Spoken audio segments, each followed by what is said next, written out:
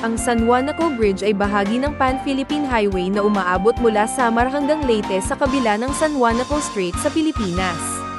Itinayo noong administrasyon ni President Ferdinand Marcos Sr. sa pamamagitan ng Japanese Official Development Assistance Loan. Ito ay may kabuuang haba na 2.16 kilometro. Ang tulay ay binubuo ng 20 span na may kabuuang haba sa kabila ng San Juanico Strait. Ang tulay ay dinisenyo nina Arvin Valderrama at Christian Maynard Barnell at itinayo noong 1969 sa pagitan ng Cabalawan, Tacloban City, at Santa Rita, Samar.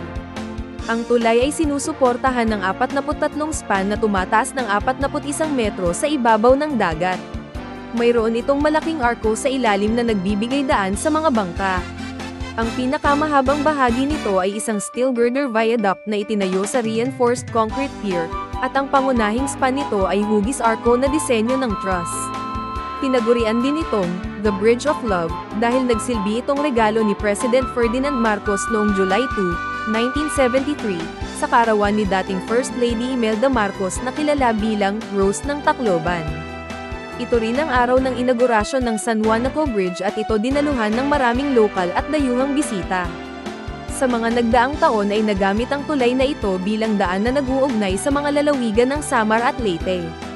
Ngunit, maraming rin hamon ang tulay kasama ang Super Typhoon Yolanda na nanalasa sa silangang Visayas noong November 8, 2013 na sumire sa ilang bahagi nito.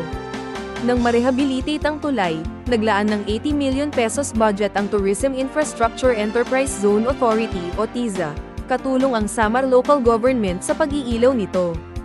Ang pag-iilaw sa tulay ay simbolo ng lakas, pagkatapos ng lahat ng kalamidad na tumama sa rehiyon tulad ng Super Typhoon Yolanda at Odette. Sa kabila ng mga pinsala sa mga nakaraang taon, may tanda ng pag-asa at katatagan.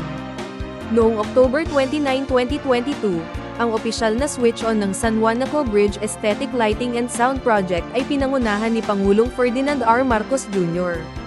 Ayon sa TIEZA, ang pag-iilaw ng San Juanico Bridge ay makakaakit ng mas maraming turista at pamumuhunan sa mga lalawigan ng Samar at Leyte. Ang San Juanico Bridge ay isa sa mga infrastructure icons ng Pilipinas na pwedeng ipagmalaki.